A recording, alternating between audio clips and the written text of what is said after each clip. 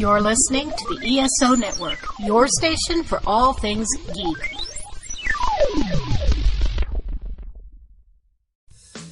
In a world filled with cigars, craft beer, comics, movies, and video games, only two men are brave enough to search out all things nerdy.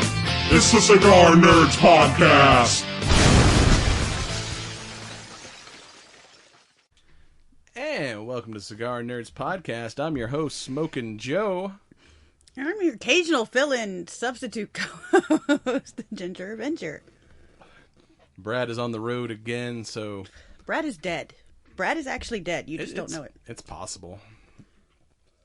So this week, I'm smoking the Cu-Avana Punisher cigar, which doesn't really go with our topic this week. It would have gone with the topic that we had planned on doing, but topics got switched. It's my fault. I'm a slacker. No, Brad's not here, so we can't talk about Reacher. True.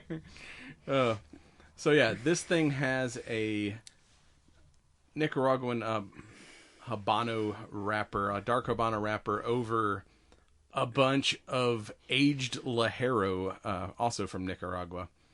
So if you're unfamiliar, Lajero is the thing you put in blends to make them strong, and this one has a shitload of it. Strong like bull, Nacaroma.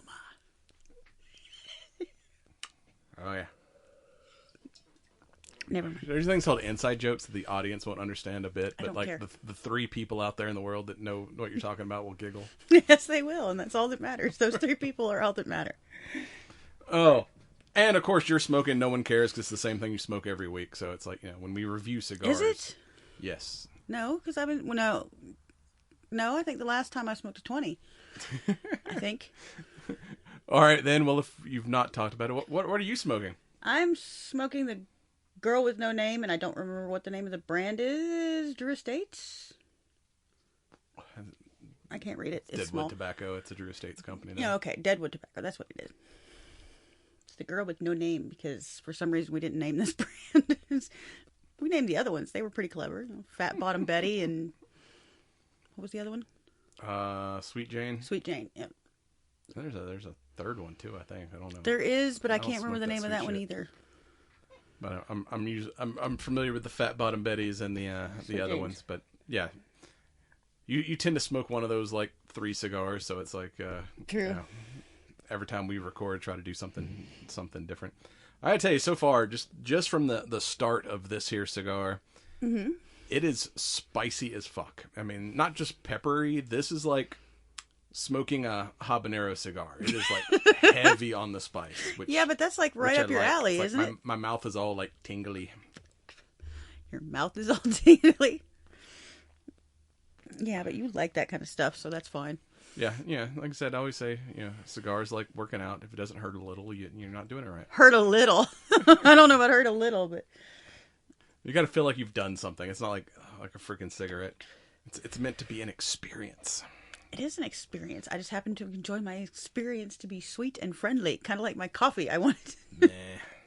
Well, like speaking myself. of experiences, the other reason why we switched topics this week is because we just lost a legend. So this is going to be our Val Kilmer tribute episode. We're not going to be talking about just one movie, but we're going to kind of breeze over some of them. We're not going to highlight his legendary career and talk about some of our favorite Val Kilmer movies and see how much of them we remember. I love Val Kilmer. I didn't realize he'd done as many movies as he had, but I looked it up the other day, and there's like 40.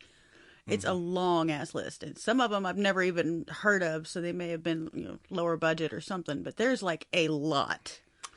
And we'll get to talking about that in the main segment. We will be right back.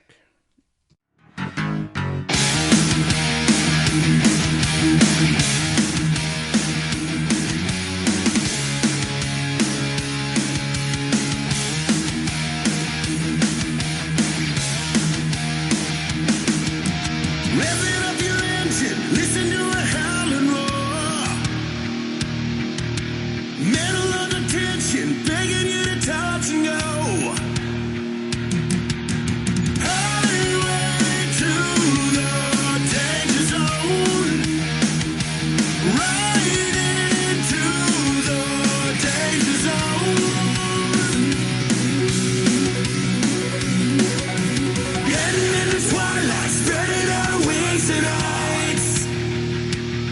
She's got you jumping off the deck, shoving into overdrive.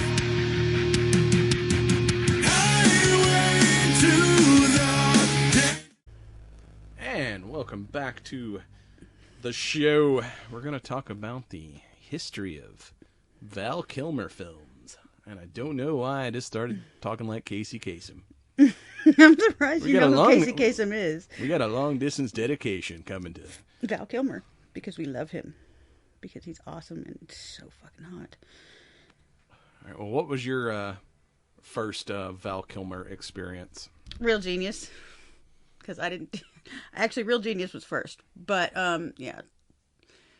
I'm betting you're going to say Top Gun, but Real Genius was awesome.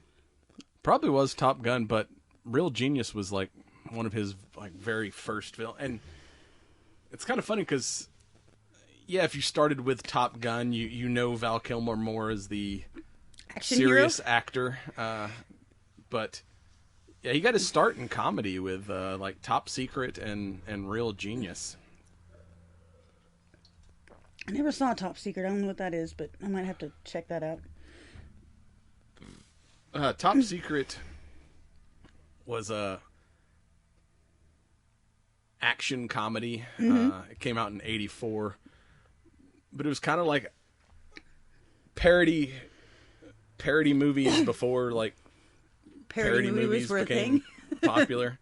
Like, you know, we got Hot Shots and Hot Shots Part 2 and all those movies where Top Secret was more of a... What was the Leslie Nielsen versions? Parody movies. The Leslie Nielsen parody movies, what were they called? Well, he didn't make parody movies that I'm aware of. Nakedgun is a thing of its own. It's not a parody movie. It is a parody movie because it's like a cops movie parody. Well, no, it was a TV show back in the day, and it was a movies of that TV show, which was a kind of parody of police dramas. I didn't know that was a TV show, but okay. Yeah, Police Files was the TV show Nakedgun was based off of. Oh, well, I didn't know that. But yeah, so it was kind of making fun of like Cold War spy movies and stuff, where he played kind of a World War II spy. But it was like just ridiculous kind of slapsticky comedy, kind of like those like Hot Shots and all those movies later on. Kind of like that one that what's his name from Ghostbusters did? Spies Like Us or something like that. I think those guys made lots of movies. You got to be but the more parody specific. spy movie they made a parody. Spies Like Us with Dan Aykroyd and what's his name from? Well, that's Dan Aykroyd. I'm trying to think of the other guy. It's John Candy? No, it's oh God, I know who you're talking about. I can't fucking.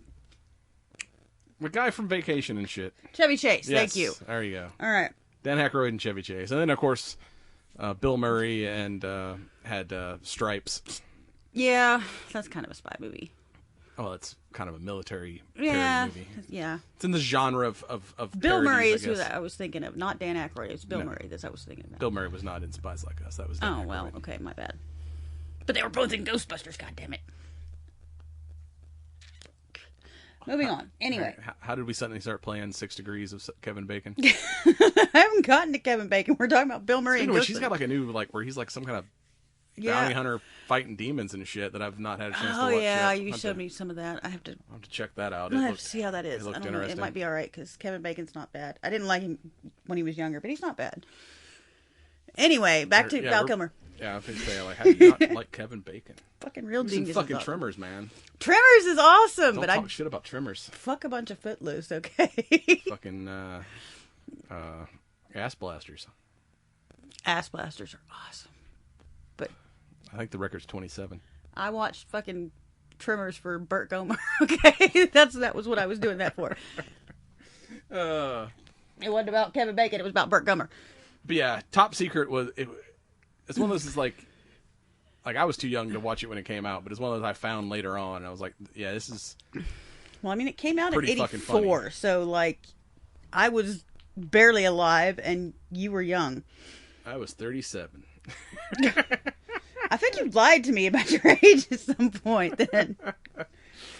No, I was like 5. Talk about age gap relationships. Jesus Christ. Brain gap. Oh, we got jokes. Anyways. But yeah, directly after that came the one that you saw, Real Genius, which... Yes. Which, was it's like... fucking funny. I love that movie.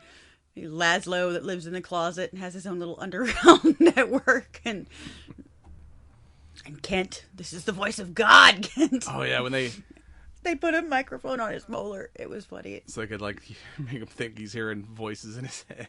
I mean, that's the start of the bone. Stop jerking off, Kent. The bone conductivity, like headphones. It's the same concept. You use your skull as a speaker. Oh, and I like the fast defrosting ice. Oh yeah, when we froze the whole floor on the dorm. Yeah, and it just like goes like straight from ice to gas, and like that's pretty cool. And we shot a hole through the school's statue of whatever the school was named after, just straight through it. Where's lasers? Yeah, because the lasers. plot of the movie, a kid genius gets, basically he's like a teenager or like younger than everybody else, but gets accepted to a prestigious technical college. Yeah, and Val Kilmer's kind of like his mentor, who was like the previous young genius, and then he's kind of been like a freshman for 7 years. He's like he basically fuck turned into Van Wilder. He was like, he's like, fuck it, I'm just gonna have fun. I don't want to go into the real world. But the kind of class project is they're trying to build this laser, and of course you get a bunch of like geniuses. They don't ask questions like. No, because you just present them a problem and they want to solve it. They don't ask like what happens after I solve it, and they figure out what the applications for the product is, because the CIA is trying to build like a space laser so they could like blast people from outer space. So now they have to sabotage the project. And we did so epically. Jiffy Pop. Let's turn a whole house into a Jiffy Pop, and that was fantastic. Like mountains and mountains. But who didn't want to go swimming through mountains of popcorn? I mean, that sounds like fun to me. But I say, the guy who plays the professor, he had like an epic career of just being an asshole in his 80s whole movies. that's all he ever did was he was just an asshole in everything. William Atherton. You may know him as the dirtbag, a fucking reporter from Die Hard. Oh, yeah, okay. He was Dickless from Ghostbusters. Yep, he was the city manager or whatever from Ghostbusters. The corrupt professor in this movie. He just had one of those careers of like, I'm going to play an asshole in like, I mean, I could get down on a career of playing an asshole forever. I could do with that. That's fine with me. I could play a bitch forever. It's fine. But it worked for him. But of course, Val Kilmer played Chris Knight. Yes. I was reading the wrong side of the list. No, he played Chris Knight, and then you had that goofy-looking kid from Gabriel Jarrett as Mitch Taylor. Yeah, and he was in a lot of stuff too around that time frame, but not like big roles. He was. Yeah, he's one that I don't think had a long. No, he didn't have such much of a career, run. at least in front of the camera, because I've not. I don't remember the last time I saw. But speaking of careers, I mean, when you look at Val Kilmer's filmography, it's like every fucking year. Every fucking year. There was at least one, if not two movies, like every fucking year. So he had a lot of stuff that I haven't heard of, but there was a lot of big stuff in there too. Yeah, because he's one of those guys that he has range. He could be the supporting actor, and then he could also be like the lead dude. I mean, there's a lot of guys that once they reach that like lead level, that's all they're willing to do is to be like the main guy. Where he's like, I'm a freaking working actor. I can be, the main dude, or I can be like the side dude. As long as I'm, the dude. I want to be a dude. I don't care which dude. I want to be one of the dudes. But he was fucking hot, too, so... Yeah. I don't like blondes, but he was hot. What? Yeah, I'm just scrolling through his... like I said, the filmography is like... his list now. It's like, yeah, it's I told you, it's like one every year or two every year, and there's just lots and lots of them. I mean, a couple of these I forgot he was even in, but there's at least... I think there's 2 animated ones in here, too. He voiced for at least, well, I know he did Prince of Egypt, and then he voiced something else animated, but I don't remember what it was. And I don't see it right off the top. But yeah, his like first 3 film credits is Top Secret, Real Genius, and Top Gun. I mean, yeah. I mean, the dude came out the gate with some big... some heavy big hitters things. there. And then apparently did a Billy the Kid, but I never saw that one either. But then... And then, of course, you have the fantasy nerds, like, ultimate beginning, because I'm not even sure if that came out before or after Legend, but it came out after Top Gun, and she's talking about Willow, which I've never seen Willow. I'm ashamed of myself that I have to admit this, but neither have I. I can't believe like you've not seen Willow. I know, so there's so many I'm of these big fantasy nerd and magic and all the fun things, but yeah, there's so many like what I would consider like kid films that you're like, why have you not seen this? I'm like, well, because I'm a dude, and so like I didn't watch these like girly movies back in the day. I mean, from all accounts, Mad Mardigan Willow is a great film, and you should probably see it. I'm just not you're not into magic. I'm not into like fantasy movies. Like I'm like sci-fi nerd. I mean, it's not just like knights and shit, because I like historical fiction. But as soon as you're like throw a wizard in there, I'm just like, you're no fun. You're no fun. And I can't believe I haven't seen it, because Warwick Davis is in it, and Warwick Davis is fucking awesome. I mean, dudes beating the shit out of each other with swords. I'm like, all right, that's cool. But as soon as you add some sorcery, I'm like, oh, no. Meh. Magic is good. I can't believe I haven't seen. I'm ashamed of myself, because I should have, because I'm sure it's something to be right up my fucking alley, and I'm going to have to watch it now. But I haven't seen it yet. And the other big one that I've never seen, but I've seen clips of, is The Doors. I've seen part of that. That was really good for what it was supposed to be, but I'm not really used in the biographies for the most part. Yeah, I'm just not a big I'm not a big person. like biofilm guy, but seeing like clips of him as Jim Morrison, it's like Also they couldn't have got a better person to. Oh no, probably not. He did like. It's to the point that like if I see a clip of Jim Morrison, I'm like, is that Jim Morrison or is that Val Kilmer? Is this actual footage or is this footage from the Doors movie that I've? 'Cause I was never like a huge like musically a Doors fan, but then like you hear like a Doors song comes on, I'm like, oh yeah, I recognize that. But it's like but if you ask me like, hey, name a Doors song, I'm like, I don't fucking know. But when one comes on, I'm like, oh yeah, that's pretty good. It's like so. Maybe I secretly do enjoy the Doors, but but yeah, that was 91, and then come 93, you get what everybody knows Val Kilmer for, because no, yes, what came before that is what everyone knows Val Kilmer from. 1986's Top Gun. Oh God, here we go. Intro to Lieutenant Tom Iceman Kaczynski. Let me just put this out there. There is a little bit of a bone of contention about Top Gun in this house. Because apparently I'm a Nazi because I have never watched Top Gun. You're a communist. A communist. Sorry, not a Nazi, a communist. My apologies, because those two things don't align in any way, shape, or form. You don't drink Fanta. You're not a Nazi. What? I don't what? I fell down a history hole, and apparently during World War II, Coke stopped production of Coca-Cola in Germany. So the Germans came up with Fanta as a replacement soda for Coke. I mean, I didn't know that either, but And I then can get Coke, down on some orange Fanta. Took it back once the war was over and they reopened their German bottling plants. But yeah, I can get Fanta down on was some originally orange Fanta. was originally created by Nazis. Not that I want to be a Nazi, but I can get down on orange Fanta. But I have never watched Top Gun because I just can't get into it, primarily because I just don't like Tom Cruise.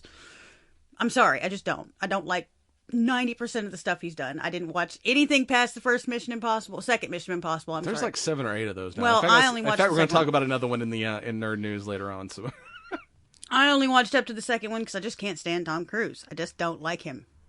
But Top Gun was one of those like 80s like movies. It was a man Yes. movie. That's what it was. See, you make fun because I keep saying these movies that I think you should have seen, and you said you're a man. Well, I'm not a man. I'm a chick, and Top Gun. Bleh, big They deal. got like dudes playing volleyball with their shirts off. I mean, It takes a little bit more than that to get my motor running here. I'm sorry. it's one of the like most homoerotic scenes in all of it. So maybe it's a dude movie for dudes and like, you know, gay dudes too, because like I said, there's a bunch of like, Yeah, that could be. you know, ripped dudes playing volleyball on the beach.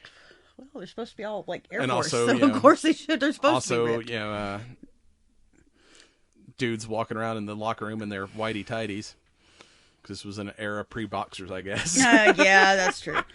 Actually, I think that's part of military uniform, because like it's the issue draws. I dated a military dude once upon a time, way back when, but I think whitey tighties is the standard for that. Don't ask me why. I just think it is. Oh. It's kind of like going to prison. You have to have whitey tighties in prison too, but so I think whitey tighties is the thing for military people. Yeah, so freaking Highway to the Danger Zone. That's one of like The song is good, the but best songs. fucking I've got trauma because I'm a man and my daddy messed me up. No, I mean, one of the greatest lines in movie history is if you screw up just this much, you're going to be flying a cargo plane full of rubber dog shit out of Hong Kong. That's not a great line. It is. It's not. You're wrong. Talk to me, Goose. I mean, how many things from that movie is like an everyday cultural speech? Okay, I Like- get it. Like, A slam on the brakes and fly right back. Keeping up on international relations, you know, giving them the bird. I'm not seeing this as everyday slang, dear. I don't know where you've been cavorting, but that's not everyday slang in my world. Other men, you That's true. like you say a Top Gun quote. If they don't respond with like the proper next line, you're like, you should not be friends with that person. They're obviously a communist spy. That is not a red flag for communist spy behavior. I am not a communist spy. We're gonna buzz the tower. You buzz the tower. I'm gonna buzz you in a minute. Anyway, are you done on your Top Gun rant? No, because we got an hour of content to fill. And Top Gun is one of the highlights of his career. Nah, okay. I get it. I get it. Unless you have more to say about Real Genius or whatever the fuck you watched the other night. I watched Real Genius the other night. It's funny. It's good. It's something me and my sisters enjoyed when we were. No. Anyway. And then you got a couple that I don't know, because like Thunder Hearts. I don't know what Thunderheart. I don't know what that is. Kill Me Again. I don't know what that is. Look like there's a romance in here or something. True romance. Where he, that was a movie where he played Elvis Presley. Are you serious? Yes. Val Kilmer played Elvis Presley. I didn't. Yes, I'm gonna and have to just True start Romance. the beginning of this list and just go from the bottom down. And then he did one with like Kim Basinger, and I love Kim Basinger. She was cool. You She's mean hot too. No, never mind. That's not the right one. The Real McCoy something. Cause I was like, when you said Kim Basinger, I thought Batman. And I'm like, oh no, that he was in a different. That was. Kim Basinger wasn't in Batman. Not Yes, in, she was. She She was in with the Michael original. Keaton. Yeah, no shit, Sherlock. But That's not what I'm with fucking Val saying. Kilmer? When you said No, this is I thought something Batman else called but The Real no, he had a McCoy. different one. Anyway, so yeah, the whole like you can be my wingman anytime bullshit. You can be mine. It's Where gay. like his freaking so gay. rival becomes his like So gay. best friend by the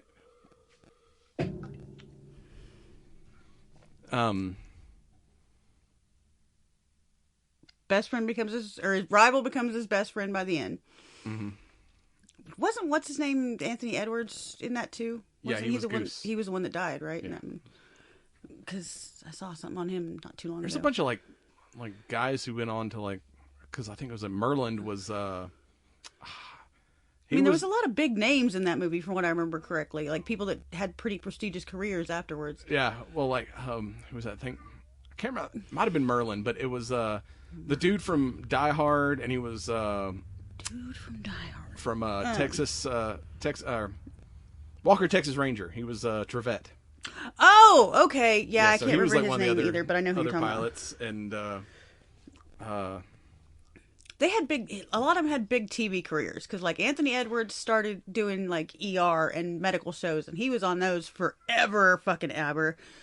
Trevette went on to do like what you said, Walker's Texas Ranger, and he did another TV show that he was on for a while too, but I can't remember what it was. he now, was but- on Matlock. too. Matlock, yeah. So he had like a big TV career. Anthony Edwards had a big TV career. Val Kilmer and Tom Cruise went on to do movies, but still. And what's his name's also in that became Tim Robbins. He was one of the other pilots in Top Gun. The name is familiar. Shawshank Redemption. Really? Yeah. Okay, so maybe I'll watch the stupid fucking movie. I mean, we keep saying we're going to do Amanda reacts to like. Yeah, but you got to figure out how to film that shit. But yeah, I mean, I like Anthony Edwards. I like Val Kilmer. I just can't stand Tom Cruise. I can't. He ruins everything he does for me. So, all right. Tombstone, which I just rewatched. I don't have to rewatch that. I can quote that movie line by line. I've seen it so many. It's like you said, Shawshank Redemption. It's one of those movies that when it comes on, you have to watch it.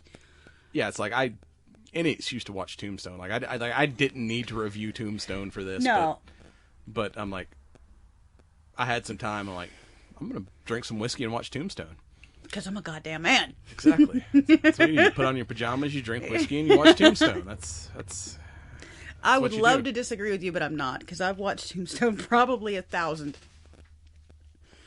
And what's funny is I think it was the same year they tried to make a Wyatt Earp movie, and it bombed because I think they did make one. It didn't, I didn't say try. They did, but it bombed. Oh, all right. I guess they tried to make a successful Wyatt Earp movie. Okay. That didn't happen because Tombstone came out. Tombstone was packed with so many actors and such fucking star quality, though. And it focused on kind of just the events that kicked off in Tombstone, where the Wyatt Earp movie, they tried to kind of go through the whole history of Wyatt Earp, and it just that's a long history. It kind of got boring. I mean, Kevin Costner as Wyatt Earp. Kurt Russell was Wyatt Earp. In the Wyatt Earp movie. Oh, okay, my bad. Talking about two different things here. Okay, my bad. But yeah, he cannot hold a candle to freaking Kurt Russell as Wyatt Kurt Russell's awesome. He was so good in that movie. He played Sam Elliott. Sam Elliott is as Virgil. Amazing. I love Sam Elliott. Everything he does, I don't care. I mean that line when he's when they get ambushed and he gets his arm paralyzed, he's like, I still got one good arm to hold you. Oh, come on, man. That's just smooth. That is smooth shit. Sam Elliott's fucking fine. I don't care if he's 950. He's hot. I forgot who it was, because Val Kilmer is one of those method actors where he goes deep into some of these roles. And I forgot who it was being interviewed. It might have been Bill Paxton, and he's like, and someone's like, I heard Val Kilmer was difficult to work with. He's like, I don't know, I've never worked with Val Kilmer. I worked with Doc Holliday. And that's that's kind of what you got to deal with to get fucking genius. Billy Bob Thornton was in that one. Fucking I forgot Billy Bob was in there. He was like Dana Delaney. Yeah, she was the Josephine, the actress chick that Wyatt hooks up with. But yeah, that kind of there's a scene of him playing poker and stuff where he's just like, the guy's like, you've won all these hands in a row, and he's like, does that mean we're not friends anymore? Because I don't think I could take it if we weren't friends anymore. And he's like, just because you got guns, and he takes his guns out and lays them on the table. It's like, there, now we can be friends again. And the guy finally tries to fight him, and he ends up shanking the guy. Yeah, I mean Billy Zane was in that one too. It was a huge fucking cast. It was huge.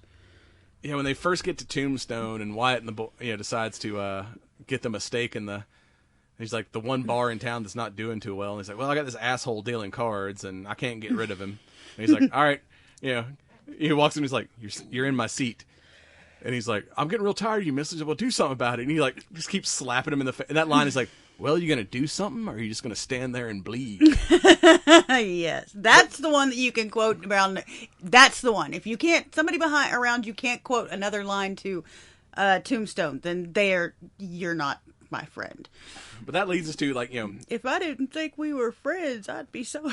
But that guy that he, kicks his ass, if comes back later with a shotgun, I was like, I forgot that was Billy Bob, Thornton. Yeah, it was. But that's when kind of Val first appears as Doc Holliday, and he's walking up trying to sneak up on Wyatt and his brothers with a shotgun, and he's like, hey, he's like, oh, Doc, I didn't know you was in town.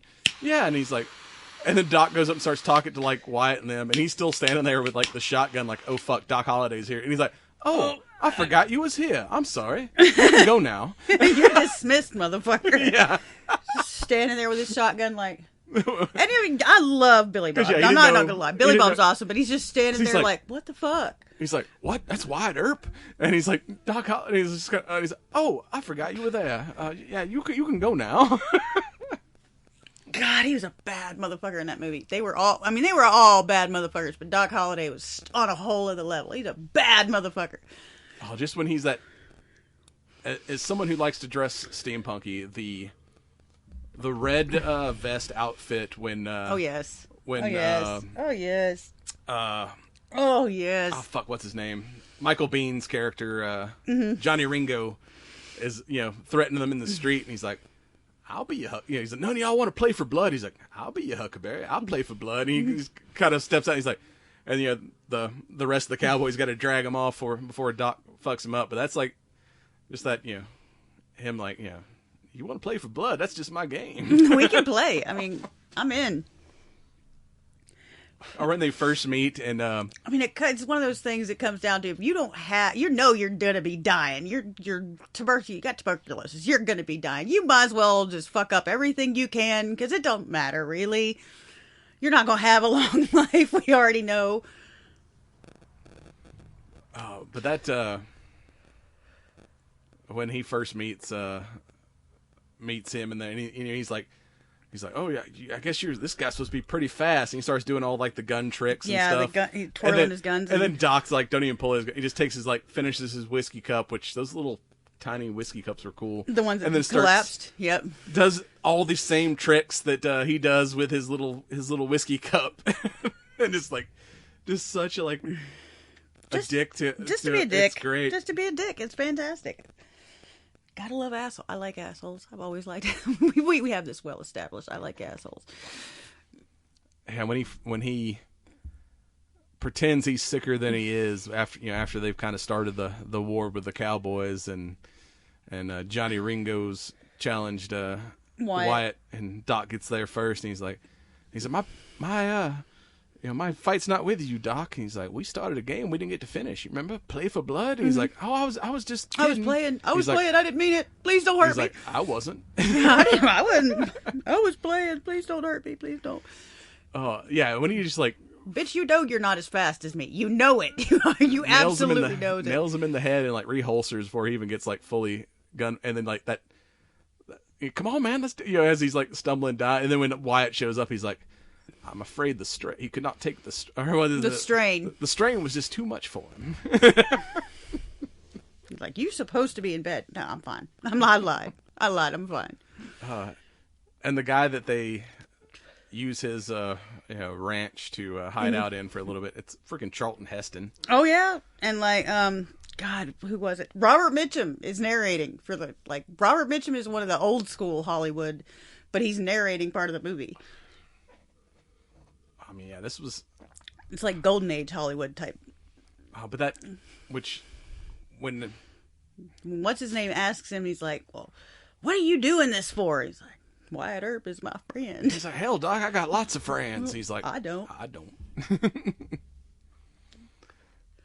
or like right before they go into the OK Corral, where he's like, his brothers are trying to talk him into going down there and fight, and he looks at Doc. He's like, Doc, why are you you got no part in this? And he's like, that's a hell of a thing to say to me, Wyatt. Like, of course, if you're in this, I'm in this. Why are you even questioning this shit? How dare you offend me like that? We're boys. That's the way it is. You jump, I jump. Remember? Sorry, that's Titanic. My bad. But yeah, that and the after they ambush his brothers and the Cowboys send Ike to finish him off at the train station. Mm-hmm. And, Wyatt, acted like he was, peacefully leaving town, but he went and got himself together a posse and took up the government's offer to be a U.S. Marshal. So he has, federal jurisdiction. He can go wherever he wants. Mm-hmm. And, he's like, Ike's like, hey, where's Wyatt? And he's like, right behind you, and like blows that one dude away. And he's like, you go back and you tell him, the law is coming. You tell him I'm coming, and hell's coming with me. Let's see, that one I can quote back. I love that movie. That's so good. I don't even know why, too, because it's not like a chick movie. It's just so far from being a chick movie. It's unreal. But like that one and Quick and the Dead, like my two favorite like cowboy movies. I don't know. And the one with the girls, the 4 girls, but I can't remember what the name of that one was. It has Drew Barrymore in it and Andy, what's her name? Yeah. Another good modern cowboy movie is American Outlaws with story of the Jesse James gang. Oh, okay. With what's his name? Who's Irish. You got more than that, or is that it? What's his name is Irish? I don't. Colin Farrell. Thank you. Okay. Now I got it. Colin Farrell and James, was it James Caan? Maybe. It's one of the, it's the older Caan's son, isn't it? Older Caan's. Okay. But yeah, Tombstone is just one of those quintessential. I mean, everybody's smoking cigars, Tombstone is awesome. gunslinging. I think that's the movie that made me want to get into cowboy shooting, because like there's just something about like they're gonna be less antsy to act up if Doc's on the street howitzer. Hey, I mean, you gotta bow if you know somebody knows their craft. You gotta bow to that and be like, no, this is the motherfucker we want because we know how good he is. We're gonna let him have it. But you gotta think like the real Doc Holliday, a guy who, like you said, you got nothing to lose. You know you're gonna die anyway. But a guy that basically shoot people and play poker and smoke cigars. Why not? But you got to think at some point he's like, I'm going to live a life that's likely to get me killed before I die this kind of painful, miserable thing. But then he was just so fucking good that he couldn't accidentally die. Yeah. I mean, he cursed with life. It's like, I want to die, but I'm just trying too fucking to commit suicide, but I'm so bad at it. I just can't. Smoking, drinking, gambling, and whoring to excess, but he I wasn't just can't whoring. die. He was faithful to what's her name. She was kind of a whore. Yeah, well, yeah, but they were a couple. He was with what's her name. They were together. It was a thing. Anyway. Oh, but yeah, that's probably one of his greatest roles. But yeah, that should have won an Oscar for it. I don't think he did. I think Kurt Russell did, but he should have. Absolutely should have. Let me see, because usually in these Wikipedia articles they have awards. No, he never should have. Never got nominated for. He won the Chicago, or no, he was nominated for Best Actor for the Chicago Film Critics Association.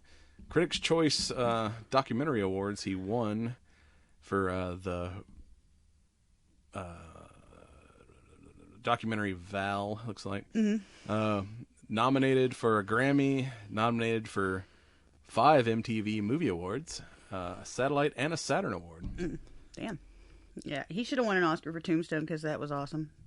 I think it's like action movies don't normally get Yeah, Oscars. I know. Which is dumb. Okay, so speaking of... Which I think they're including stunt... they're adding a category for stunt actors in they should, the next Oscars. That shit can get you killed.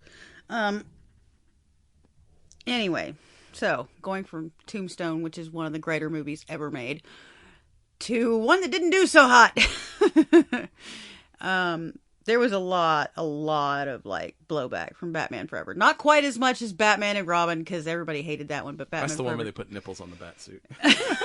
What is wrong with nipples on the bats? They didn't put nipples on her suit, so his suit had nipples. Hers didn't. I can't remember. No, it didn't. Alicia Silverstone's bat suit didn't have nipples. Yeah, it had like cups. It actually looked like a bra because there was cups. There was no nipples. I didn't hate it. I liked it. I thought he was a really good in the Bruce Wayne moments.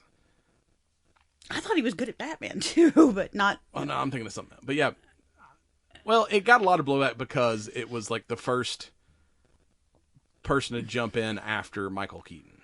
Well, Michael Keaton would have been hard to follow in that role, like for anybody.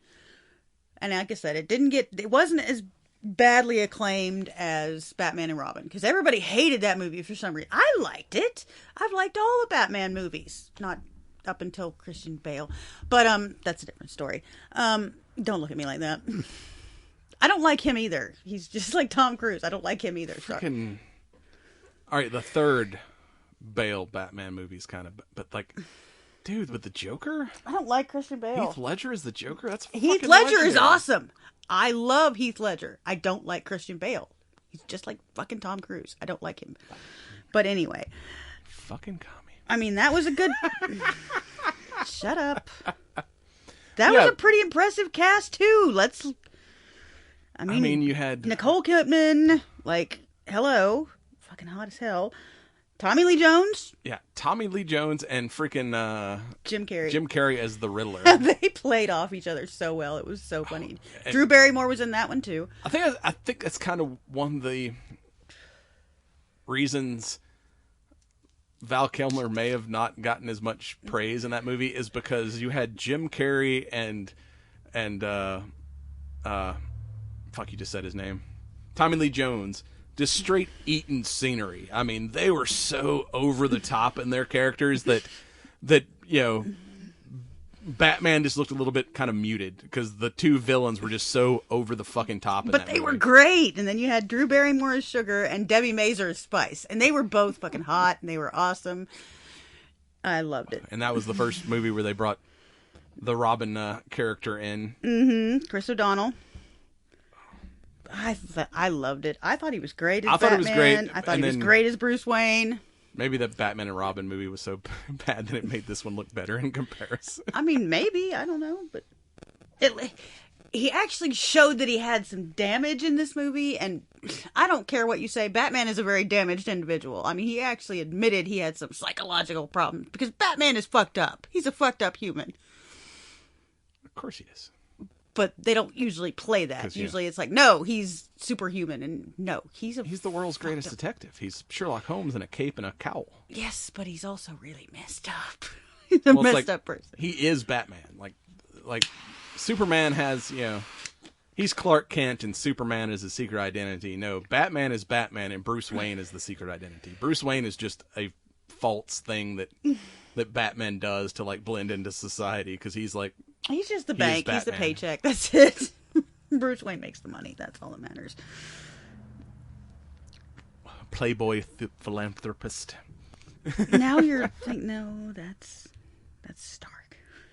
Same thing. Well, true. Except he wasn't. Yeah, okay. He was kind of a playboy too, but not to the same like extreme. Anyway, I don't know. Batman was a playboy just to cover for the fact that he's Batman. Tony Stark is an actual playboy that it's like, I'm going to go also fight crime.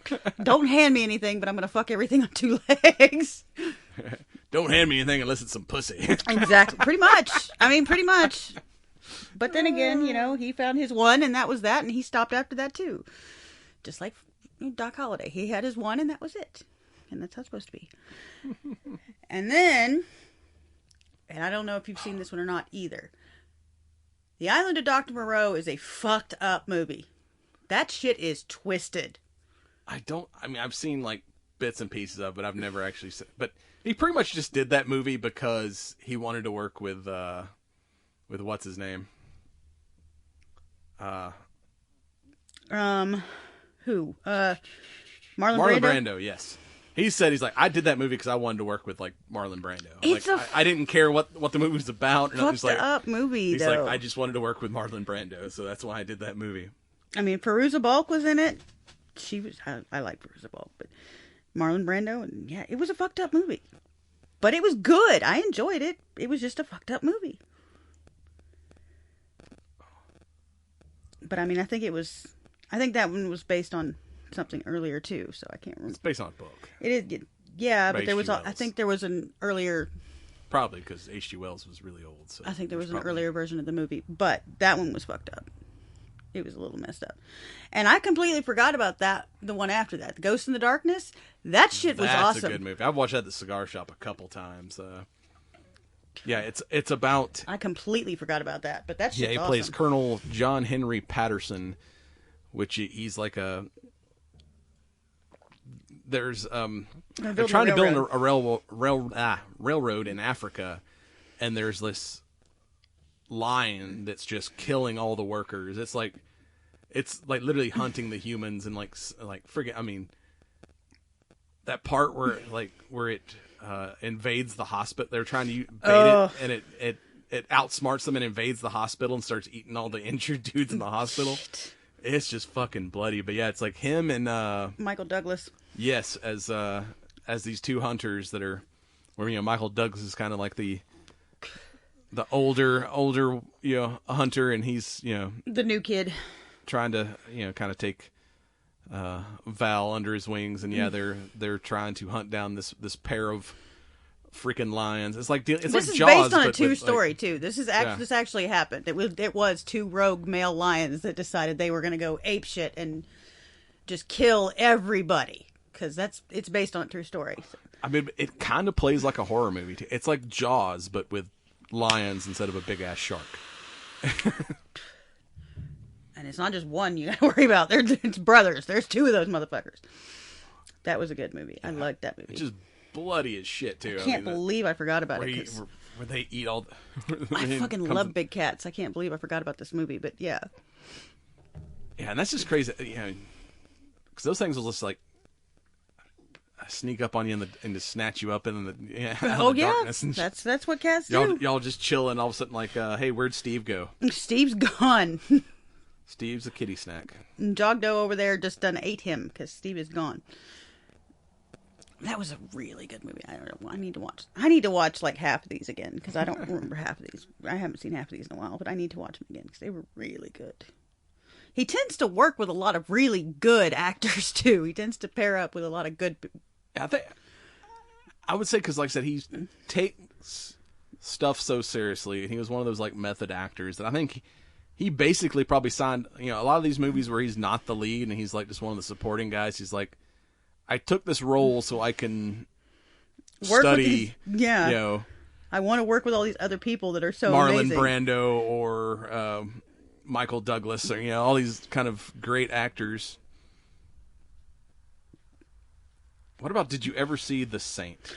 I love The Saint. I have loved The Saint since the first time. I've seen that one 1,000 times too. I love The Saint because it's just so fucking good. It's so it's more of a psychological one than it actually is a lot of action, but it's so fucking good, and I love how he was able to do so many different characters in that movie, and it was great. Yeah, it came out in 1997. Yeah, it's. I mean, Elizabeth Shue is good. She was in that. Philip Noyce is good. He was in it. Roger Moore was in it. I mean, come on. Fucking OG James Bond. If we're going to himself. talk about working with big name actors, Roger Moore was in the fucking movie. But I love The Saint. I've seen that movie so many times. It's so good. Yeah, it's one based off an older TV show, I think it was. But yeah, it's kind of a James Bond-esque movie. But him playing like so many different characters, and the kind of reminds me of like a Robin Williams, because there's like playing 15 different people, or like. And it was kind of, because this was Eddie like Murphy. I mean, we're kind of used to. You watch the Mission Impossible franchise, and we're used to them using like, these super like digital elaborate sci-fi disguises, masks and that we're really voice altering, and they just have another actor playing the other character until like, let me pull off my mask and hey, I'm Tom Cruise or some other dude. But no, this one is like literally like makeup effects. It's him playing all of these. Even when he plays like the weird nerdy like professor when he like sneaks into the college and shit, and it's like he's just like freaking grotesque looking there. Yeah. But he's like, I love The Saint. I have loved that movie since the first time I've seen it. I love that movie so much. And then, of course, we got our first animated one. And yeah, I'm not big on this one, but I don't know. I guess I'm just not big into that particular story or whatever. But he did do the voice for this main character in The Prince of Egypt, which was like one of the big DreamWorks, one of the earlier DreamWorks big movies. So he was Moses. He did the voiceover. yeah, I don't think I ever saw that one. It's heavily religious, and I never got into it, but it did make a lot of money, and it was a big movie. Vincent Price was the played. The Pharaoh, I think. No, you switched topics before I could get off the Saint. I was still I'm sorry. looking at notes on the Saint here. Oh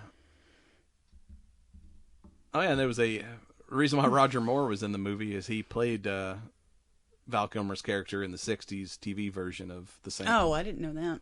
Yeah, so it was kind That's of pretty a cool. cameo to. I mean, Roger Moore's awesome, so you know.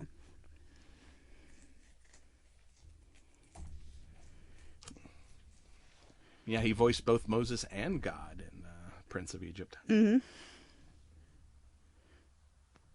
Yeah, it was hugely popular. I can remember when that one came out. I mean, it was hugely popular, but I didn't really get into it. But that's just because I'm not big into the religious themes. But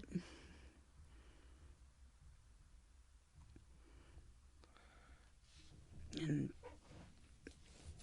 it went over very well. From what I understand, it was reviewed very well and made a lot of money.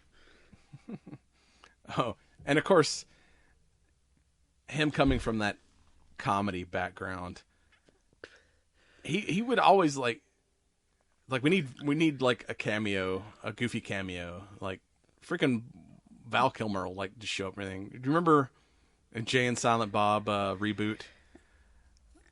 Yeah. Where he showed up playing Blunt Man. I mean, you skipped a lot, but yeah. Well, most of the stuff between The Saint and now I've not seen. Well, Red Planet was pretty big from what I remember, but I haven't seen a lot of that either. I mean, he played himself in The Love Guru. Blind Horizon was pretty big, but I don't think I saw that one. Kiss Bang Bang was pretty big. Yeah, that one's with RDJ's in that one too. Really? Yeah. I've never seen that one, but I know it was big. I recognize it. But And he did a 10 Commandments musical. Actually, there was a musical in there. I didn't know that, but yeah, he was also big into theatrical stuff as well. 10 Commandments musical. Okay, well, that's weird. And an artist too. I mean, for a long time now, since he's been kind of too sick to. Well, he had like some kind of throat cancer, and then it made it difficult for him to speak anymore. So yeah, he was, and I wish I'd bought one before he passed, because now they're like impossible to get. But yeah, he was selling like all these like Doc Holliday paintings and the Doors painting. Yeah, like he just basically like knocked out a whole bunch of paintings and was selling them online. But I'm kind of bringing into his last role, where he got to reprise his role as Iceman in the Top Gun Maverick. I mean, there's a second Wyatt Earp's Revenge here that I've never seen either, but I don't know. But yeah, that, and I rewatched it today, that final scene with him as Iceman in Top Gun Maverick. Knowing that, because that was one of the things when they're like announced they're doing Top Gun Maverick. I'm like, how do you get like, how is someone that old still a fighter pilot and also still a captain and not like ranked up to like, and then you find out that he's a dick. That's why, because he's a dick. Well, normally those people would get kicked the fuck out of the military. Well, true, but you know. They wrote in there that basically Iceman was the guy that had the good military career, and now he's like an admiral and commander of like the fleet. So basically, he's been keeping Maverick around all this time because now that Iceman's in charge, he's like, "You're my boy. I gotta look out for my boy. He's useful. You can't get rid of him." But they had that moment where Maverick gets called back in, and they're like, "No, you're too old to do this special mission. We want you to train the next generation." And he's like, "I'm not a great teacher. I'm a fighter pilot." And and he like Iceman texts him. He's like, "Hey, come see me." And he's like, "I really don't have the time right now." He's like, "That wasn't a request. It's an order. I'm a admiral. Remember, dumbass." But then they have that like moment in his office where because his like voice was kind of gone by this time, and they he's using his computer to text to talk to him, and he's like, "Dude, it's time to let go. You've got to teach these kids. They're not gonna survive without you." And then he finally puts the computer down and speaks to him, but I think they used AI to recreate his voice because he's like, the Navy needs Maverick. Those kids need Maverick. Like, that's the why I kept you around. And, and they finally hug it out. And he says, one more thing before you go. Who was the better pilot, me or you? And he's like, let's not ruin a good thing, buddy. So like even like 30 years later, that little like competition between the two of them is still there. But I'm glad he got to, because it was kind of worries when they were that he wouldn't be around, wouldn't be able to like, because he was sick for a while. Yeah, to even if he appeared in the role, he might not be around to like see it come out. But he did live long enough to not only be in Top Gun 2, but see the success it had to kind of like saved movies, because that was like the first like huge film after COVID like shut down all like the theatrical releases and shit, and that thing stayed in the theater for like months. Yeah.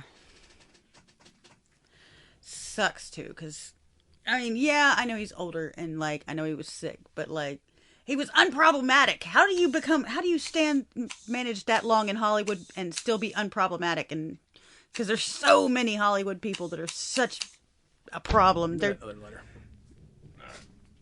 They have so many personal problems, and they're just dickheads, and they've done stupid shit and illegal shit and wrong shit. Well, these old school Hollywood he didn't have like a huge social media presence. Like, there's so many people nowadays that I know way too much about their personal life and their opinions on everything, on politics and whatnot, where Val Kilmer, like, he barely did press. He's like, the work speaks for itself. Like, I know very little of Val Kilmer outside of the works he left behind. And, I kind of appreciate that he was one of those guys that didn't. But there was never a lot of press on him either about him being a problem. It's like, if they were a problem, we'd know about it, because we know about everything about all of them. Like, all the Disney stars that were, child predators and whatever. It's like, but nobody ever released anything saying he was inappropriate or anything like that. So, we forgot about one of his he was the voice of Kit in the Knight Rider reboot. Oh my god, I forgot about that. Oh shit, how did I forget that? We watched the first season of that too, didn't we? It was pretty good, actually. I mean, yeah, it only lasted like 2 seasons before it went away. Oh my god, I can't believe I forgot that. And then he did Planes too, another DreamWorks. He did one of the voices for that one too, which is based on Cars, I guess. I never saw it, but yeah, I just happened to scroll down into the TV credits, and I was like, oh yeah, I forgot that he was like the voice of Kit. Yeah, where Kit was a Mustang. I love Val Kilmer. I hate it that he ended up passing away in such a unpleasant and, I'm sure painful and unfortunate situation. But I loved him. He was fucking awesome. Yeah, but I mean, he was in Psych. Apparently, he was also. I haven't watched it because I didn't watch the original movie, but Disney Plus has a Willow series, and he appeared at using archival footage from the movie. Uh-huh. But yeah, he appeared in the Willow TV show. Yeah, I didn't see that either. I think I'd have to watch the movie for that to make sense.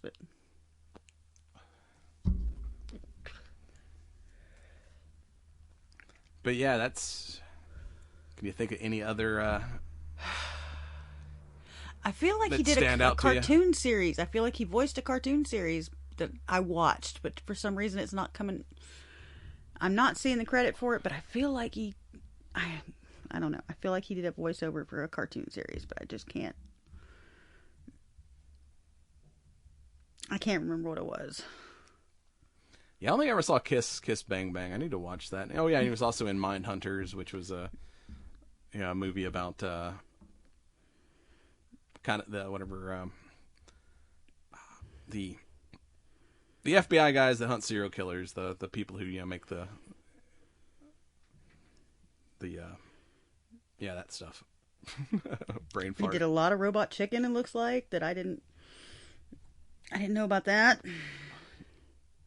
Oh, he was also in MacGruber. Did you ever see MacGruber? I don't know what MacGruber is. It was a parody of MacGyver that was based off a Saturday Night Live skit that they actually made a full-length movie out of. Oh, yeah? And Val was in that as Dieter von Kunt. What? Dieter von Kunt. Dieter von Kunt. Okay. Bad guys or whatnot. Oh. Apparently Wyatt Earp's Revenge. He played old Wyatt Earp in a direct-to-video. Never heard of that one. But anyway, that's about all we got for you this week. Final thoughts on this here cigar. It's spicy. Yeah, it's very like red peppery, like, you know, it kind of went from like immediate like hot peppery to like more of like a red peppery, black pepper, but still very peppery. A lot of strength. This is definitely if you're into strong cigars, you should definitely pick one of these up. And then it kind of has a little bit of a... You don't usually say that, so it must be pretty good, because you don't usually say lot of strength or heavy strength. 'Cause I don't know. kind of all I smoke. I know that's all you look for, but when you review, you don't tend to find something that you... Everything's pretty much medium plus. Yes, everything's medium to you. This one's definitely on the plus size. Yeah, and it starts off very peppery and then kind of still peppery, but mellows out a little bit with more of a dark coffee, chocolatey to it with like that peppery. So what do you think of your... I love these. These are my new favorite. I still can't. I don't know. It's weird to me that they don't have a name, but it is actually Girl Without a Name. It's weird. That is the name. It's not the name. That's what they released it as, not knowing what they were going to name it. But at least that's my opinion. That's my opinion, and I'm sticking to it. But there's this thing called the internet. You can look up. I know. I could do that. Yes, I absolutely could. Know be prepared and be prepared and ready and willy nilly. Willy-nilly. I don't do prepared. I make shit up all the... You're the prepared one. I'm not the prepared one. I'm through possums in a trench coat. That's my job. My name is Jeff. My name is Jeff. But that's all we got for you this week. Go celebrate Val Kilmer's life. R.I.P. Val. Go watch any of that long-ass list of movies. Go check out some that you maybe haven't seen and let us know what your favorite is if we've not talked about it. There's a lot of the stuff that I've not yet seen. I kind of hit the highlights, but yeah, there's definitely some stuff on here that I'm not familiar with that I need to go back and check out. And we'll be right back with some science.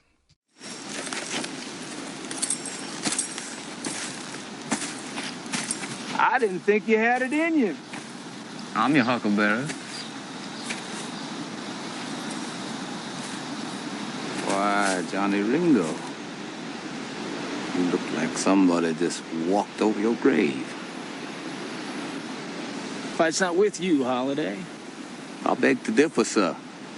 We started a game we never got to finish. Play for blood, remember? I was just fooling about. I wasn't. And this time, it's legal.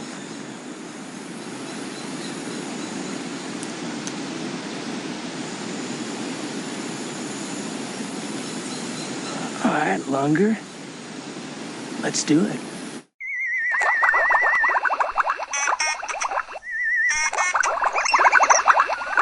Yes, science!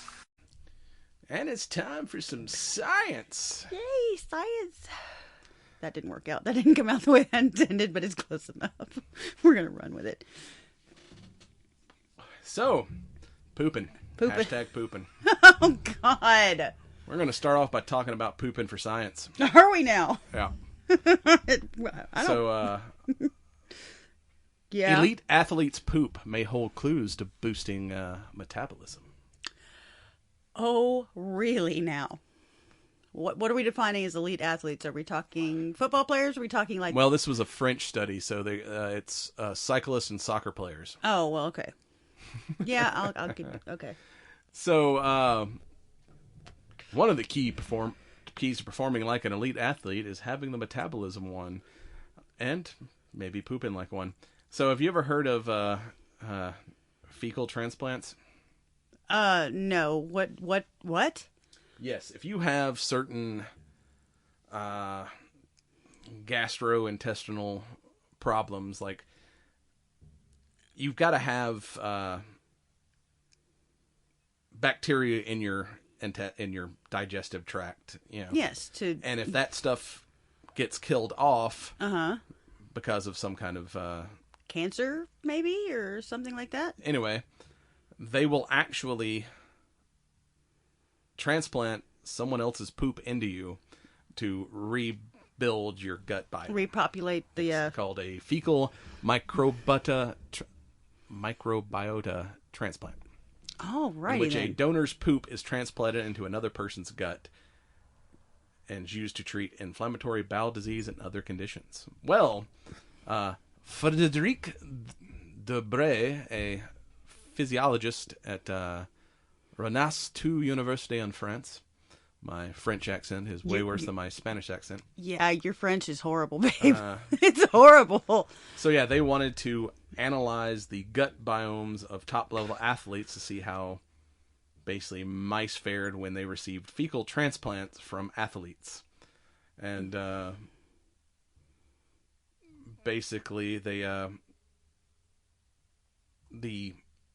mice got more athletic, had more energy. They didn't make them like stronger or faster, but it basically gave them a lot more energy, where they had the potential to become stronger, faster if they were. So yeah, apparently if you can get a hold of some, you know, we can rebuild them. We can athlete poop. It can make you potentially better. Okay. I'm sure there's a black market for that somewhere. I'm sure there is, but I don't want to know anything about. I'm sure some side of the dark web has athletes shit. But one of the studies detractor said it's basically a long-winded way of just showing that being more physically active and having a healthy diet is good for you. Well, duh. But if you want to skip that, you just kind of take some poop from someone who already does have exercise and a good diet. Jack up the old metabolism, you know. Once you get over 40, it starts to slow down. So maybe that's what we need to start getting gel caps with somebody else's, you know. I need some ninja poop or something to make me get some. What's his name? The runner guy. I can't. The one that's won the Olympics like 5, 6, 7 times. Fuck if I know. I don't watch the Olympics. The fucking runner guy. I can't remember his name right now. Usain Bolt. That's it. Okay, I was gonna say I don't like running myself. Well, I don't either. But other people run. I don't either. But I know the name of the man because he's done it so many times. Get some Usain Bolt shit in a caplet. You know. Literally, yes. Literally, yes. Well, just don't think too hard about it. It's fine. And in other news, hydrogen fuel cell trucks have hit the roads here in Georgia. Hydrogen fuel cell? Cool. Yep. So interesting. I wonder if that's less like. Benor Logistics Systems have just added 14 Hyundai Exient hydrogen-powered trucks to its transport fleet out of Savannah, Georgia. I wonder if that would be cleaner or not. Would that less? Yes, and also no. It's with hydrogen fuel cell vehicles, the exhaust is basically water. So it's cleaner than the exhaust, but producing it is probably... But producing it, there's kind of a lot of CO2 released in the production of such hydrogen shells. But as far as the driving of the vehicles, they're producing basically water. So less emissions. These trucks have a electric range of 450 miles. Damn, that's pretty good. But kind of this downside? is kind of a test thing because it is currently very expensive to produce these things. So only a kind of a big, trucking company like this can afford to go hydrogen. Like smaller businesses might not be able to afford the overhead to switch over. And currently, basically the equivalent energy in hydrogen versus the equivalent energy in diesel. Like a gallon of diesel costs $3-4, where the same kind of equivalent of hydrogen is about $16 a gallon. Oh, damn. All right. So, yeah. Okay. So, it is... Well, I mean, as a newer fuel source, of course it's going to be expensive until they figure out how to like mainline it, but you know. Yes, it's cleaner, but like I said, they got to get the cost down before it can be more widely available. Widely used. For somebody that kept coming out wildly used. Yeah, willy-nilly. Willy-nilly. Willy-nilly. Willy-nilly. I don't have enough. You got to do it with long sleeve. It doesn't work if you do it with short sleeve. The you got to have, arm wave yes, when you the do the long sleeve. Willy-nilly. Oh, the camera's not even on anymore. I don't know why I bothered to make that. I don't know why that was so important to me to get it done right. For me. Well, shoot. I should have made a short out of that. Yeah, okay. If you didn't have a camera going, if you had a camera going at the time, it was funny. We can reshoot it and you can have a short. Willy-nilly. But I need longer sleeves, so I have to borrow your jacket over there and go with it. All right. The Kermit. So, yeah. Speaking of other hydrogen-based vehicles, do you want a robot horse? A robot horse. Robo-horse. Robo-horse. Kawasaki has unveiled a hydrogen... Of course. Why would it not be Kawasaki? A hydrogen-powered robotic horse that you can ride. Yeah, Kawasaki Heavy Industries has unveiled Corleo, a hydrogen-powered four-legged robotic vehicle designed for riders at the Osaka Kansai Expo in this year. Mm-hmm. This basically integrates artificial intelligence and clean energy technologies to navigate diverse terrains. So yeah, the Robo Horse's legs enable balanced and stable movement across various surfaces. Each leg operates separately, allowing the robot to traverse rough and uneven terrain just like a real horse. And equipped with a 150cc hydrogen engine, generates electricity to power its limbs with clean energy and friendly off-road mobility platform. Oh. So yeah, it basically looks like a freaking motorcycle with horse legs. Does it like carrots and sugar cubes too, or what? Or it's like someone took like the Boston Dynamic dogs and made it like way bigger and put a freaking seat in it. And it even has rubber hooves to enhance grip on both hard and soft surfaces. Cartoon, the one from the 80s with the horses that were like the Space Marshal. Yeah, the space horses. I think they were horses too. Actually, if I remember correctly. They rode horses and were horses, if I remember correctly. Yeah, I think one of the deputies was a horse. I think he was, actually. Was it Battlestar? I think it was. Maybe. Space Marshal. This is a deep cut memory here. This is something that just emerged.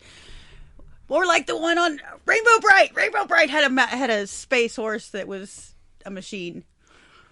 I can't remember what his name. Onyx or something, and he.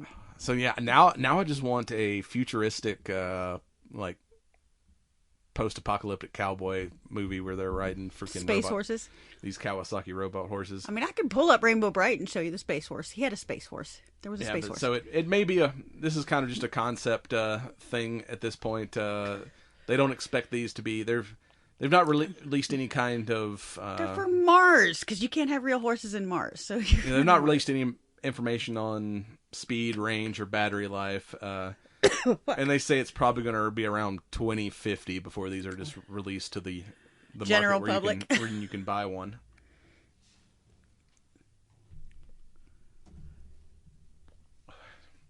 And in other weird science news, we're one step closer to Jurassic Park because scientists just resurrected the dire wolves. Oh my God, I've heard.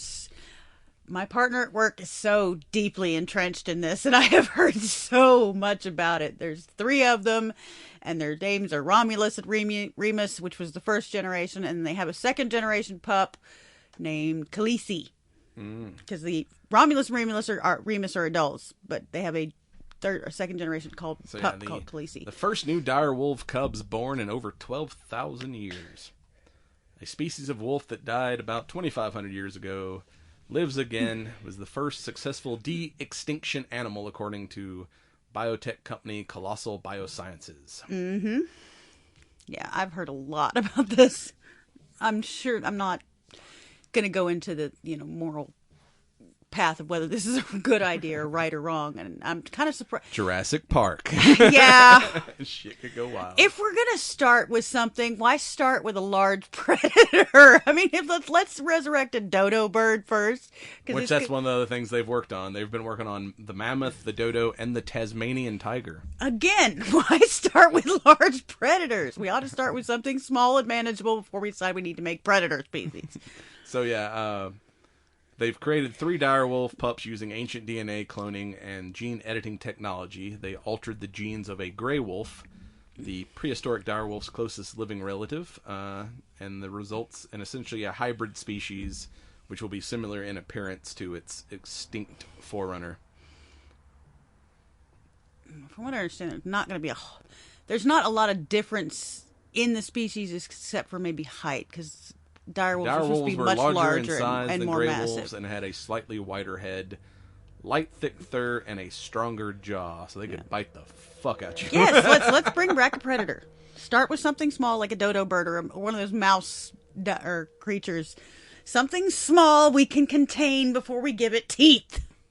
But that's just, The 3 dire wolves are currently living on a 2,000-acre site in an undisclosed location, surrounded by a 10-foot tall zoo-grade fencing.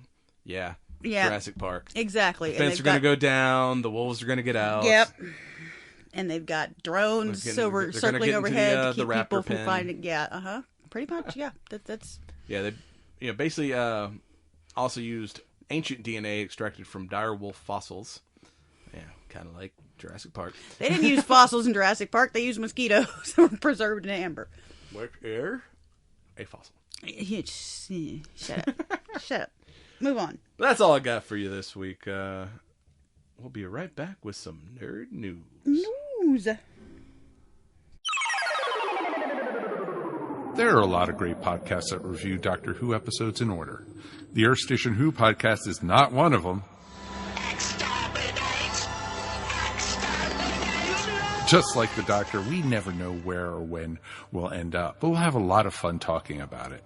From classic Who to new series and big finish, join the Earth Station Who crew wherever fine podcasts are found. Earth Station Who is a founding member of the ESO Network. And now it's time for all things nerdy in nerd news. Mm-hmm. And it's time for nerd news. Yay, news. We don't do that here. Yes, we do. Yes, we do. I do what I want. Willy-nilly. Willy-nilly. Willy-nilly. So we've got a collection of trailers and whatnot for you this week.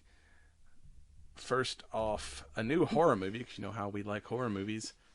Until Dawn. That looks pretty sweet, actually. I can't wait to watch that one. That looks pretty sweet.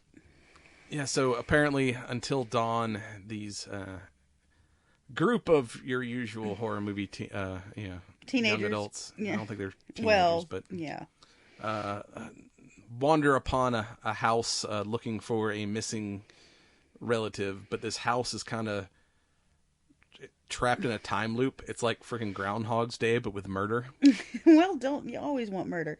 So it's like each day they're hunted by like a different like killer from the looks of it, and they just keep getting like whacked over and over again and trying to like kind of solve the puzzle before they no longer reset. Before they run out of lives in this video game that they're in. You almost need a bar. You need a health bar at the top of the screen to know how long you got. I mean, I'm sure they figure out some other way, but yeah. Yeah, so looks pretty fun. Yeah, that looks like might be interesting. I think I'm going to enjoy that one. And then after that, we've got the next. I don't know if it's the last or not. Final Destination has returned. Oh my god. Until Dawn comes out April 25th. We didn't mention that. But yeah, we've got another Final Destination coming out in May 16th, which is the final appearance of the late, great Tony Todd. Oh. I get to see him. He was a good, monster, though. He was a good villain. I liked him. Even where he wasn't the villain, where he was just kind of a guy to give you some kind of information to continue the story. He's always had a good, he's creepy. He plays creepy dude, well, and I like it. To do ominous things. Creepy does it for me. I wonder why. But yeah, he was in of course, been in I think all the Final Destination movies. So having him in it, kind of really solidifies this as another. And I love the Final Destination movies because it's not like a masked killer; it's death itself, and then just the Rube Goldbergian ways that they end up killing people. The what? What did you just say? Rube Goldbergian. Okay, I don't know. Do you know what a means. Rube Goldberg device is? No. That's one of those things you see where it's like the ball rolls down the thing and hits another thing that causes another thing, and it's like these these elaborate machines to do like a lot simple of the thing, like saw kind of. It's like a 50-step process just to flick a light switch. He was like a artist / scientist that made weird machines. Oh, okay. Yeah, it's a Rube Goldberg device. But yeah, it's like okay. Well, I didn't it's know like that. you see like these little kind of hint, like someone dropped a freaking glass and now there's ice in the drink thing, and then it just keeps like you're like, what's gonna get him? Because it just keeps like bouncing one thing to the next, and then dude ends up getting ran over by trampoline with like a rake underneath it or something that's gonna impale you. Yeah, so there's so many like possible ways to die, and then it just hits you with I swear to God, it makes me think of them Faces of Death videos. That's what it brings to it hits you mind. something like completely unexpected, like homeboy falls into the lawnmower. No, the lawnmower falls up and falls on his head, which is fucking sweet. I'm sorry, I messed up, but that was sweet. So yeah, apparently from this one, it's like all the other movies are related. Grandma basically was the original. One of the girls on the plane. No, before that, Grandma was like in the 60s. Oh, okay, well, and she basically saved a whole bunch of people from like a building collapse, and so there's like whole generations of people that should not exist. So now death is coming after her like whole family because her whole family shouldn't be there because they shouldn't have or she shouldn't have survived to have them. Is what the. But yeah, the she gives like her granddaughter over this book, and she's like, "Here's everything you need to know to survive." And you see her flipping through the books, and it's like you see all the deaths from like the previous movies that are somehow like Grandma, knew about the shit. Because you see the diagram of the plane and everything else. So yeah, I don't know how this is going to tie into all the others, but. You can somehow tell who has seen this series and who has not. It's a generational divide that you can see. And the way you know is because you pull up behind a truck carrying lumber. And once you do that... Everyone's like, nope. Nope. And then you get these kids and they're like, what's the big deal? You just don't understand how much trauma we all had inflicted upon us by this movie. I can't drive behind a lumber truck. That was the second one. It freaks you the fuck out. No one drives behind a truck. Nope, you don't do it. You don't do it. You just don't do it.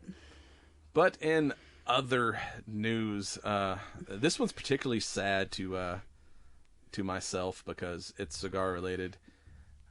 A fire at AJ Fernandez factory in Nicaragua consumes millions of cigars.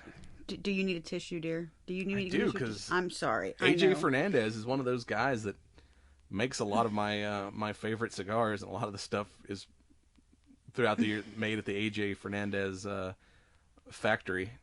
I just want to provide comfort. I know you're hurting right now. I want to, Yeah, no injuries were reported, thankfully, but the fire is estimated to have damaged millions of finished cigars, according to Rafael Nodell, Vice President of Product Capability at Altadis USA. Said the fire began in the packaging department, an area of the factory where finished cigars are labeled and put into cellophane and boxed up for shipment. It's unclear exactly which brands were consumed by the fire, but AJ Fernandez factory, produces cigars for Aging Room, Monte Cristo, Romeo and Julieta, Diesel, a lot of the Alta cigars, Scandinavian Tobacco Group, I like some of and the also Diesel his own AJ cigars, including New World, Enclave, San Latano, and cigars for smaller companies such as Foundation and Artesano del Tabaco. I'm surprised you got through that without breaking down, dear.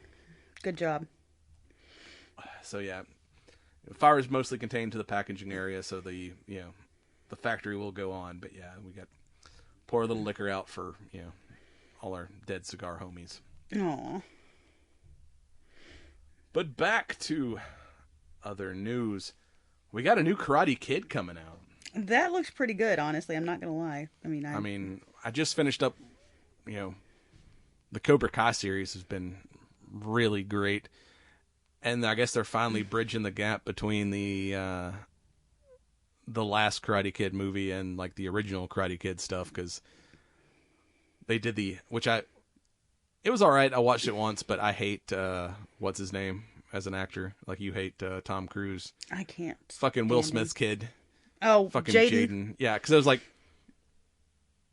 they did a Karate Kid movie with Jackie Chan as Mr. Han, kind of playing a Miyagi-like character, where an American kid goes to China and has to learn kung fu. But he was so much younger than Daniel-san, like it was like freaking preteen kids. So the scene where the Miyagi character has to save him from the bullies, like Jackie Chan's just beating up a bunch of 12-year-olds, and I'm like, I wanted to call fucking child services. Like, Miyagi beating the shit out of a bunch of snotty teenagers in the first movie. I'm like, all right, I understand that. But yeah, it was like, Jackie Chan having to fight 12-year-olds was just not great. Well, the new Karate Kid, apparently, one of his students comes to America and has to deal with some bullies and wants to fight, but he's a kung fu guy, and these guys are just a little more skilled to him. So Han goes to Daniel-san, and it's like, he needs balance. He has a basis of kung fu, but he also needs to learn karate, and I want him to learn Miyagi style karate. So now Jackie Chan and Daniel-san have to teach the kid. You kind of talk about this too, so I get it, because it's like, you're like, you need to know this style and you need to do this style because this one is mainly for this and this is mainly certain for styles have strengths and weaknesses. weaknesses. And it's like you need to, and you either got to do a mixed martial arts or find them, because everything's got their kind of own weakness. What is it? You got to be a well-rounded warrior. Yeah, you got to know a little of everything. So yeah, no release date on that yet. Should be coming out sometime this year, but they've not given us an official release date. And speaking of old films that are coming back, we've got a new Nakedgun movie. Yeah. This one's coming out August 1st, starring Liam fucking Neeson. I mean, he might be great. I'm not gonna knock it till I see it. No, I think this is perfect casting, because if you remember the old, I remember the old ones, Nakedgun movies, Leslie Nielsen, he always played it as a straight man. He's in this wacky slapstick comedy, but he played the character super serious. Because he was one of those like serious actors before he got into comedy, and no one is more serious than Liam Neeson. Yeah. So him taking over that freaking, I mean, there's even in the trailer, there's even a freaking OJ joke, because they're the wall of heroes, and it's like the kids of all, because he's supposed to be Frank Drevin's son. So it's like all the next generation guys, like, I miss you, Dad. And you see like, Frank's old partner's son, and he's like, and then he gets to the end, you see like a picture of OJ, and the other guy's like, nah. Yeah. I mean, but like I told you the other day, I mean, this makes me sad because like everybody from the original ones is gone. Like OJ, we're not going to go there because we're just not. But Anna Nicole was in the even I loved Priscilla. Anna Nicole. Yeah, Priscilla was in it. Yeah, it's like pretty much they're all gone. They're all gone. So yeah, but yeah, the trailer looks ridiculous. But yeah, I can't wait to see. Yeah, that should be pretty good. See him doing comedy. That's going to be weird as shit. And also one other final thing, starring your favorite actor, May 23rd, Mission Impossible: Final Reckoning. Oh God, I fucking hate Tom Cruise. I'm sorry, I just the trailer looks insane. And this supposedly be the last I'd like Mission Tom Impossible, Cruise because in even Tom admits like, I'm gonna, kind of the big highlight of the Mission Impossible films is him doing ridiculous ass stunts, and it being him doing the stunts. And he's like, I might be getting a little bit too old to do my own stunts. We should go ahead and wrap up Mission Impossible. I love Legend, and I love Interview with the Vampire, but I could fucking go without anything else he ever did, just about. I'm sorry. Fucking communist. I can't stand him. I cannot stand him. Oh, but yeah, because the last Mission Impossible movie, it's one of the few that actually, because most of them you can almost just watch them independently of one another, but We actually had a cliffhanger in the last movie, so yeah, it's seeing how they wrap up this kind of epic storyline is. Yeah, I'm gonna toss one in here. Enjoyed that one, so yeah, I will definitely go see the final Mission Impossible. You can watch that. I'm gonna have to see the second Megan when it comes out because I didn't even see the first. I didn't want anything to do with it, but I saw the preview for the second for Megan 2.0. It looks so fucking cool. It looks so fun. I love it. I want to watch it. What did I say it was? It was basically RoboCop, or not RoboCop, Terminator. No, I thought that's what you said when I showed it to you. Oh yeah, it's basically T2. Yeah, it's basically T2, and the it looks villain so fucking good. So like because I forgot to include that one in my notes. Yeah, the original. Because I never watched the original Megan. Megan, a robotic doll, kind of like a Chucky ripoff, but for girls, goes killer, and they destroy her. But the originator of it like keeps the personality matrix and puts it in a harmless little robot doll so it couldn't. So she could continue to study it. Yep. And then the military makes some kind of BattleBot girl, and they're like, it goes rogue. It's like, and now it's trying to control this. We can't stop it. It's trying to kill everybody that was involved in this program, including the lady who built the original Megan. And Megan's like, find me a body and I'll fight her. So I promise I'll be good this time. I promise I won't try to kill you this time. A full-size adult body instead of a child body for this one. And yeah, it's basically where freaking Arnold Schwarzenegger comes back for T2, and now he's the good guy who has to protect John Connor. I love it. I want to see it so bad. I think it'd be so fun. It's a Barbie doll version of T2. That's exactly yes, it's like it is. My Size Barbie version, evil My Size Barbie. It's so freaking great. With TikTok dances. I love it. I want to see it. But that's all we got for you this week. Check us out on CigarNerdPodcast.com. We're on the ESO Network at ESONetwork.com. We're on Instagram, X, and Facebook at Cigar Nerd Pod, and we're on the YouTubes at Cigar Nerd Podcast. Go give us a like and a subscribe. And with that, get your energy drinks at StrikeForceEnergy.com, promo code Cigar Nerds. Get your shirt at RealMenSmokeCigars.com, and I'll be your Huckleberry. Mm-hmm. And this has been a recording of the Cigar Nerd Podcast with your hosts, Smokin' Joe and Brad Jackson. Join us next time for more adventures in nerddom.